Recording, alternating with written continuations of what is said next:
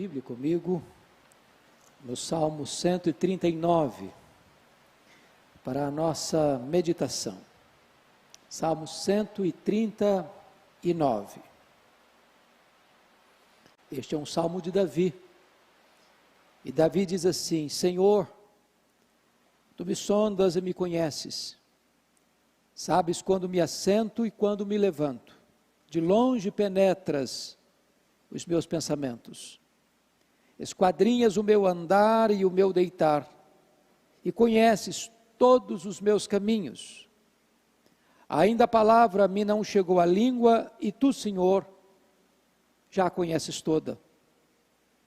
Tu me cercas por trás e por diante, e sobre mim pões a mão. Tal conhecimento é maravilhoso demais para mim, é sobremodo elevado, não o posso atingir. Para onde me ausentarei do teu Espírito? Para onde fugirei da tua face? Se suba aos céus, lá estás. Se faço a minha cama no mais profundo abismo, lá estás também. Se tomo as asas da alvorada e me detenho no confim dos mares, ainda lá me haverá de guiar a tua mão e a tua destra me susterá. Se eu digo, as trevas com efeito me encobrirão, e a luz ao redor de mim se fará noite, até as próprias trevas não te serão escuras. As trevas e a luz são a mesma coisa. Pois tu formaste o meu interior, tu me teceste no seio de minha mãe. Graças te dou, visto que, por modo assombrosamente maravilhoso, me formaste. As tuas obras são admiráveis, e a minha alma o sabe muito bem. Os meus ossos não te foram encobertos, quando no oculto fui formado, e entritecido como nas profundezas da terra. Os teus olhos me viram a substância ainda informe, e no teu livro foram escritos todos os meus dias, cada um deles escrito e determinado, quando nenhum deles havia ainda. Que preciosos para mim, ó Deus, são os teus pensamentos, e como é grande a soma deles. Se os contasse, excedem os grãos de areia. Contaria, sem jamais chegar ao fim. Tomara, ó Deus, desses cabo do perverso, apartai-vos de mim, pois, homens de sangue, pois eles se rebelam insidiosamente contra ti, e como teus inimigos falam malícia. Não aborreço eu, Senhor, os que te aborrecem, não abomino os que contra ti se levantam, aborreço-os com ódio consumado. Para mim, são inimigos de fato. Sonda-me, ó Deus, e conhece o meu coração. Prova-me e conhece os meus pensamentos. Vê se há em mim algum caminho mau e guia-me pelo caminho eterno. Amém. Eu quero pensar com você sobre o seguinte tema: encurralados por Deus. Encurralados por Deus. Este é um salmo de Davi, que retrata de maneira belíssima alguns dos atributos incomunicáveis de Deus. Deus tem atributos que só Ele os possui, e nós nunca tivemos, não temos e jamais teremos, nem mesmo na glória. Só Deus os ostenta, porque são atributos particulares da própria divindade. Só Deus é autoexistente, só Deus é infinito, só Deus é imenso, só Deus é eterno, só Deus é imutável, só Deus é onipotente, só Deus é onipresente, só Deus é onisciente, só Deus é transcendente. Estes atributos são para nós, povo de Deus, lenitivo para a nossa alma, refúgio para o nosso coração, bálsamo para a nossa vida. Entretanto, para o ímpio, para aquele que zomba de Deus, que escarnece de Deus, vira as costas para Deus, e se insurge contra Deus, esses atributos de Deus aterroram e apavoram a sua alma. Então aqui, nesse salmo, eu gostaria que observássemos 4 desses atributos de Deus. 3 deles muito conhecidos de nós: a onisciência de Deus, nos versos de 1 a 6, depois a onipresença de Deus, dos versos 7 a 12, depois a onipotência de Deus, dos versos 13 a 18, e me permita criar um neologismo, eu não sei se esta palavra existe, mas eu gostaria de usá-la nessa perspectiva, dos versos 19 ao verso 24, penso que está tratando aqui da onipureza de Deus, a total pureza de Deus. Então, é sobre estes atributos divinos que eu gostaria de conversar um pouco com você neste momento. Primeiro, dos versos 1 a 6, observemos a onisciência de Deus. E Davi começa dizendo: Senhor, tu me sondas e me conheces. Ele está partindo do plano geral para o plano particular. Ele está colocando o macro para depois entrar nas áreas específicas da vida. E ele já afirma que Deus o sonda, que Deus o conhece de forma plena, de forma ampla, de forma absoluta. Não há nada na vida dele que Deus não conheça. Aliás, Deus nos conhece mais do que nos conhecemos. Nós não nos conhecemos. Alex Carrel, certa feita, escreveu um livro, O Homem, Este Desconhecido. Nós não sabemos quem nós somos. Nós não podemos sondar de forma plena e total a nós mesmos. Entretanto, Deus nos conhece e conhece de forma absoluta e total. Entrando no particular, no verso 2 ele diz: sabes quando me assento e quando me levanto. Ele então mostra que Deus conhece os nossos movimentos. Quando nós nos levantamos para trabalhar. Quando nós nos assentamos para descansar. É bem verdade que você pode trabalhar assentado e descansar de pé, mas o ponto é que Deus conhece toda a sua dinâmica de trabalho, seja levantando e seja ao final se assentando. Deus conhece toda essa trajetória, toda essa dinâmica da sua agenda. Mas mais, o versículo de número 2 nos diz que de longe penetra os meus pensamentos. Bom, diz os entendidos que passam pela nossa cabeça mais de 10 mil pensamentos por dia. E eu estou certo de que se as pessoas que convivem conosco soubessem de tudo quanto nós pensamos, elas se afastariam de nós horrorizadas, escandalizadas. Tem horas que nós ficamos escandalizados com nós mesmos, por pensar determinadas coisas. O que é maravilhoso é que mesmo Deus, conhecendo todos, não alguns, de longe penetras os meus pensamentos. A despeito disso, de penetrar, de diagnosticar, de vasculhar, de perceber, de sondar tudo isso, ainda assim Deus nos ama e não nos escorraça. Este Deus é maravilhoso de fato. Mas em seguida, verso 3, ele diz: esquadrinhas o meu andar e o meu deitar, e conheces todos os meus caminhos. Note você que ele usa uma palavra esquadrinhar. Isso significa que Deus vai fundo, que Deus vai nas últimas consequências, que Ele vai naquelas camadas mais baixas, que nós tentamos guardar as 7 chaves no cadeado, pois até essas coisas mais secretas, mais íntimas, lá do recesso da nossa vida, Deus sabe tudo, o nosso andar, o nosso deitar, e Ele conhece todos os nossos caminhos. Então Deus sabe onde você vai, Deus sabe o que você faz, Deus sabe tudo a seu respeito. Não há nada que você possa esconder desta onisciência plena de Deus a seu respeito. Você está encurralado por Deus. Mas quando chega no verso 4, ele diz algo interessante: ainda a palavra me não chegou à língua, e tu, Senhor, já a conheces toda.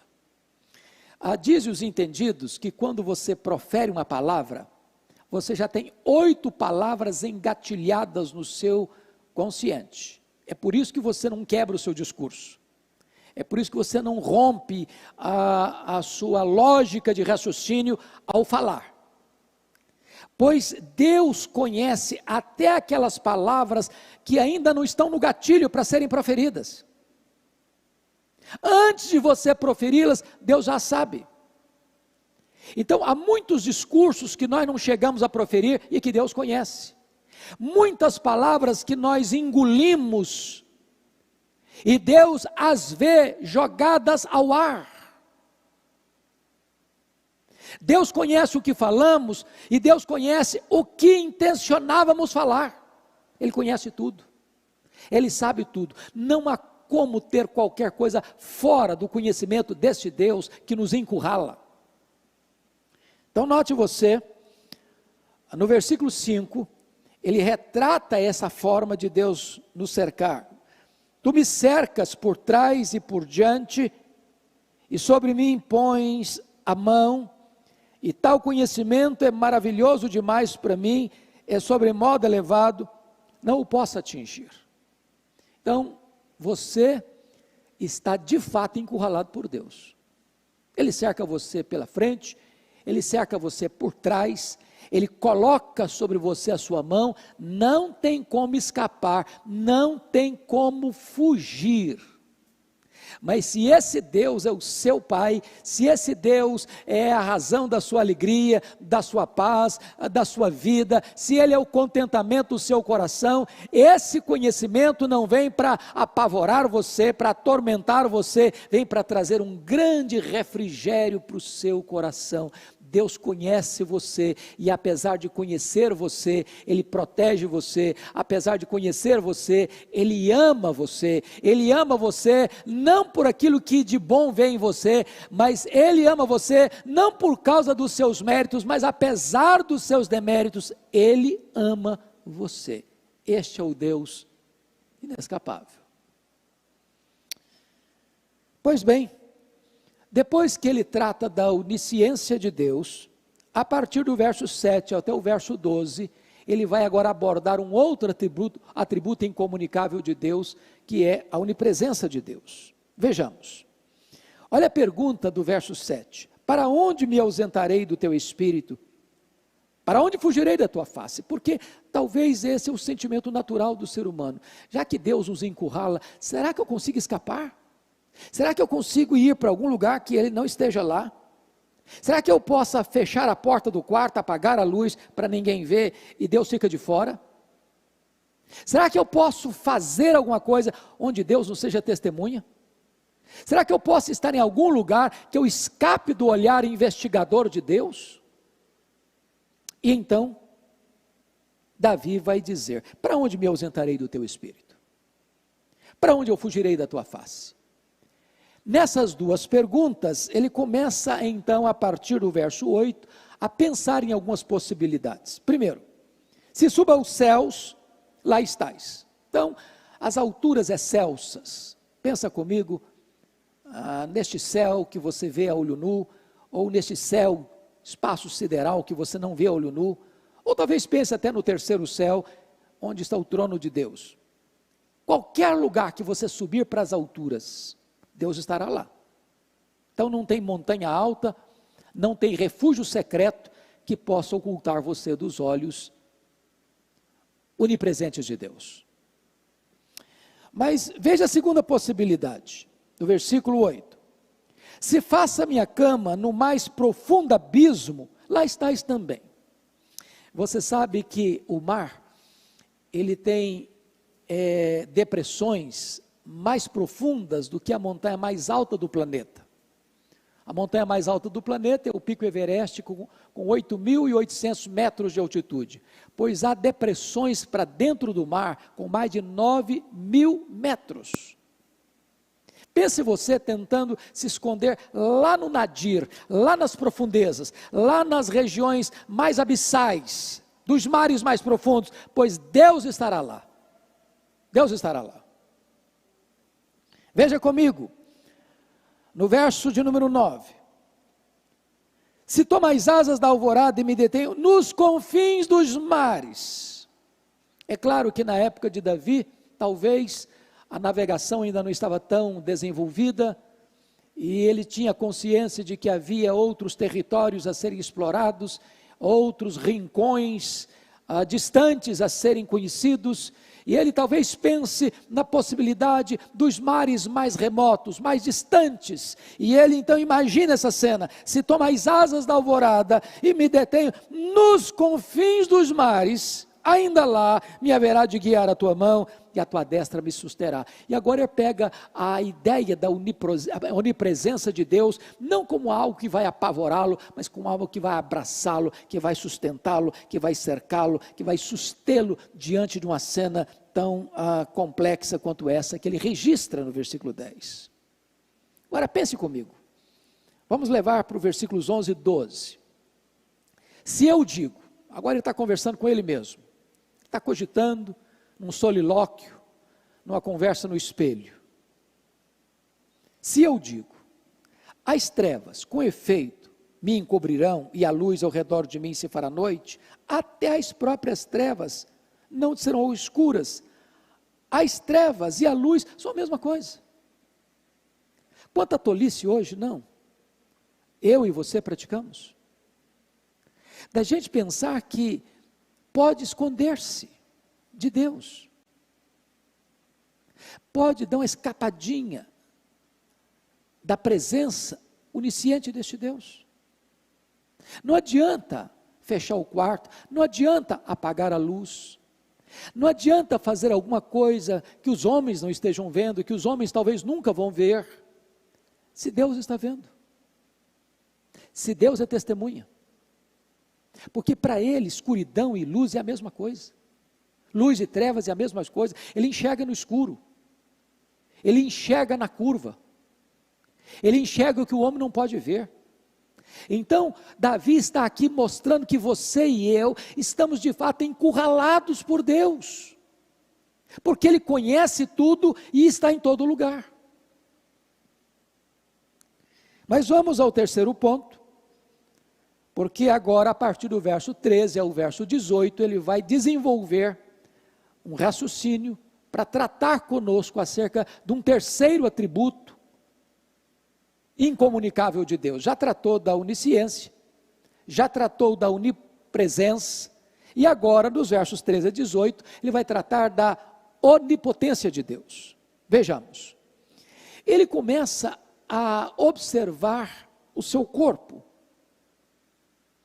e pense bem que Davi está escrevendo esse texto 1000 anos antes de Cristo. Portanto, eu estou falando que Davi está escrevendo esse texto há mais de 3.000 anos, quando as ciências biológicas não estavam ainda desenvolvidas. E hoje, nós temos muito mais compreensão, talvez científica, do que Davi tinha no seu tempo, e ele escreve isso aqui por revelação de Deus, que conhece o futuro do seu eterno agora, e que é o pai da própria ciência, porque todo saber é uma dádiva de Deus. O homem recebeu de Deus inteligência para pesquisar, para perquirir, para investigar, e esse saber vem de Deus. É por isso que alguém já disse, e eu preciso concordar necessariamente, é que entre a ciência e a Bíblia não há contradição. A Bíblia corretamente interpretada e a ciência corretamente entendida nunca vão entrar em contradição. Alguém já disse que um pouco de ciência afasta você de Deus, mas muita ciência aproxima você de Deus, e Davi está descrevendo algo aqui, que a ciência hoje retrata de maneira tão bela, se não vejamos. Versículo 13, pois tu formaste o meu interior, tu me teceste no seio da minha mãe. Veja 14.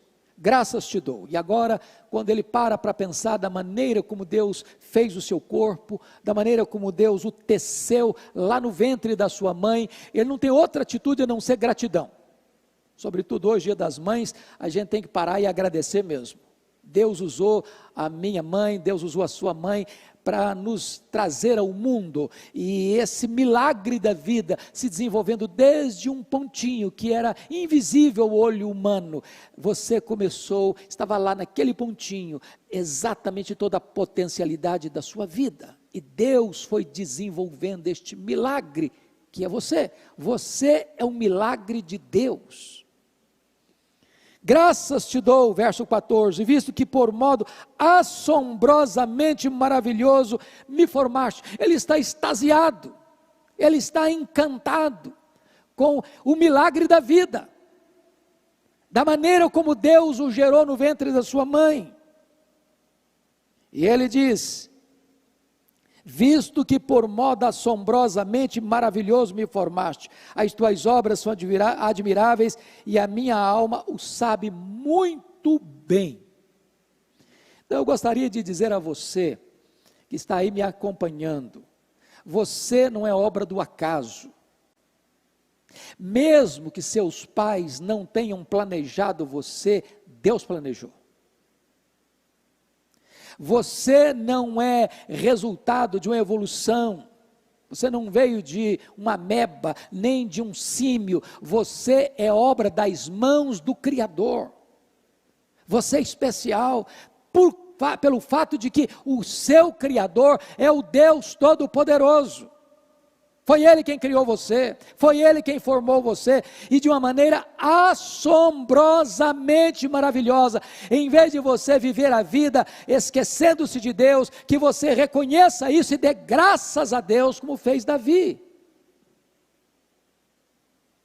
Voltemos os olhos ao verso 15, olha o que ele diz: os meus ossos não te foram encobertos, quando no oculto fui formado e entritecido, como nas profundezas da terra. E ele avança para o verso 16, os teus olhos me viram, a substância ainda informe, e no teu livro foram escritos todos os meus dias, cada um deles escrito e determinado. Paremos para pensar um pouquinho aqui. Hoje os legisladores, ou as nossas cortes discutem aqui, ali, acolá, acerca da questão do aborto. Alguns dizem não, que a vida começa só depois dos 3 meses, e até os 3 meses não tem problema. Outros querem buscar outras alternativas. Entenda uma coisa, a vida começa na concepção. A vida começa na concepção. Davi está se referindo a si mesmo como uma pessoa, mesmo quando era ainda uma substância informe no ventre da sua mãe. Então, esse texto já seria absolutamente suficiente para nós dizermos um não sonoro ao aborto. Precisamos reconhecer que Deus é o autor da vida e só Deus tem autoridade para tirar a vida. Hoje nós podemos compreender um pouquinho melhor o que Davi está aqui dizendo.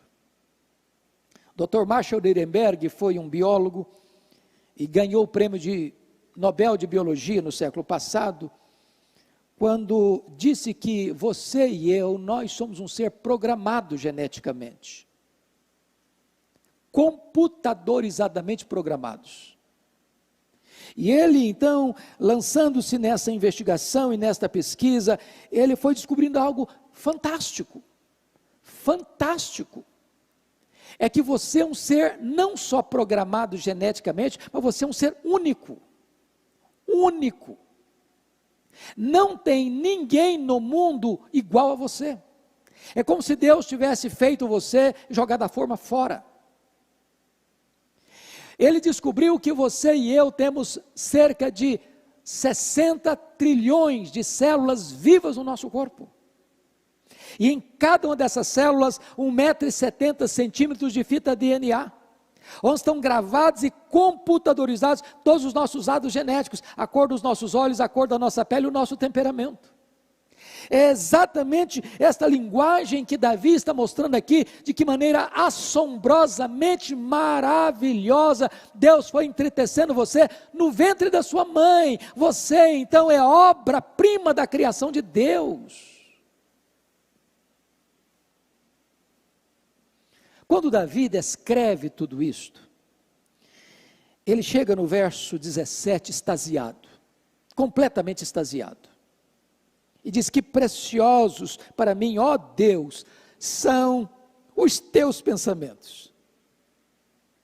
E agora começa a pensar nos pensamentos de Deus, nos pensamentos de Deus, nos pensamentos de Deus, e diz assim, no verso 17, e como é grande a soma deles.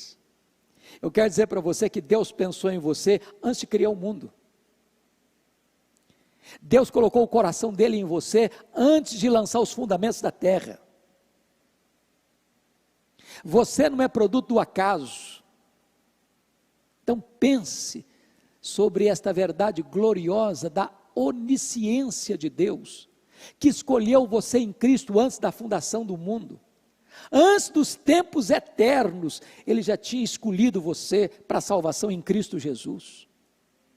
Que glória bendita é pensar neste plano de Deus, nesses pensamentos de Deus, nos decretos de Deus que são eternos a seu respeito. Ele chega a usar uma linguagem humana no verso 18, falando dos pensamentos grandes de Deus, e diz assim no verso 18: se os contasse, excedem os grãos de areia. Você já tentou contar os grãos de areia? Pegue um dia, lá na praia, quando você tirar um dia de férias, quando voltar aí a quarentena, vai lá e pega assim, na concha da sua mão, um punhado de areia, leve para casa, leve, bota numa tábua de vidro e tente contar quantos grãos de areia você consegue colocar na concha da sua mão. Pois Davi usa uma linguagem aqui metafórica, figurada, para dizer o seguinte: excedem os grãos de areia. Quantos grãos de areia tem? Quantas estrelas tem? Pois os pensamentos de Deus excedem aos grãos de areia, diz Davi. E ele diz assim: contaria, sem jamais chegar ao fim. É verdade. Você não pode esgotar com a sua mente finita aquele que é eterno e infinito. Então, dito isto, ele agora parte para a conclusão do salmo, da sua reflexão, falando acerca daqueles que, apesar de terem conhecimento de Deus, como diz Paulo em Romanos, não o glorificaram como Deus. Daqueles que tentaram sufocar a verdade, mesmo tendo conhecimento dela. E olha o que ele vai dizer no verso 19: tomar, ó Deus, desses cabo do perverso, apartai-vos de mim, homens de sangue. Eles se rebelam insidiosamente contra ti, e como teus inimigos falam malícia. Ele vai mostrar para nós que o zelo que ele tem não é por ele, porque as pessoas estão falando mal dele, fazendo mal para ele. O zelo de Davi é porque as pessoas estão se insurgindo contra Deus. Ele tem zelo pela glória de Deus, pelo nome de Deus, pela santidade de Deus, pela onipotência de Deus, pela onipresença de Deus, pela onisciência de Deus. Ele tem tanto zelo por este Deus, que não suporta que as pessoas falem mal deste Deus, se lancem contra este Deus, insidiosamente falando contra a glória dele. Então, ele precisa dizer no verso 21 e 22 que ele fica muito aborrecido com aqueles que se insurgem contra Deus. E ele chega a dizer: não aborreço eu, Senhor, os que te aborrecem, e não abomino os que contra ti se levantam, aborreço-os com ódio consumado, para mim são inimigos de fato. É claro que no contexto neotestamentário, o Senhor Jesus Cristo nos ensinou que nós devemos amar até os nossos inimigos e orar por eles. Mas isso não significa que nós devemos aceitar ou nos deleitar passivamente quando os homens ímpios zombam e escarnecem do nosso Deus. Nós precisamos amar essas pessoas, mas repudiar as suas atitudes. Então, Davi conclui este salmo nos versos 23 e 24, de uma forma muito prática. Se Deus é tudo quanto Ele é, conforme revelado aqui, e Ele é isso mesmo, então, qual é a minha postura diante desse Deus? Primeiro, olha o verso 23, sonda-me, ó Deus, e conhece o meu coração, prova-me, e conhece os meus pensamentos. Agora ele não quer esconder nada de Deus, ele quer que Deus sonde mais. E essa palavra sondar, no hebraico, é muito bonita. E eu que fui criado na região rural, entendo bem essa linguagem. A linguagem é o seguinte, é trazer à luz aquilo que está lá para dentro escondido. Como que num pântano você arranca uma planta com as raízes lá no lodo e traz tudo para a luz do sol.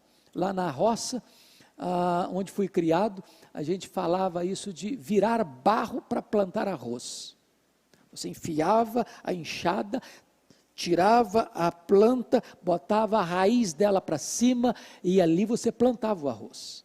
O que ele está dizendo é o seguinte, Deus, eu quero que o Senhor traga para fora, que o Senhor traga para a luz, que o Senhor mostre com clareza tudo aquilo que está dentro de mim, Senhor. Eu não quero ter mais nada escondido dentro de mim, eu não quero ter mais nada na sombra dentro de mim, eu não quero ter mais nada na escuridão dentro de mim. Então Deus, sonda-me, Senhor, sonda-me, conhece o meu coração. Oh meu Deus, prova-me e conhece os meus pensamentos, Senhor. Eu não quero mais ter qualquer atitude de fuga, eu quero que o Senhor me cubra, eu quero que o Senhor me conheça, eu quero que o Senhor me sonde, eu quero que o Senhor me prove.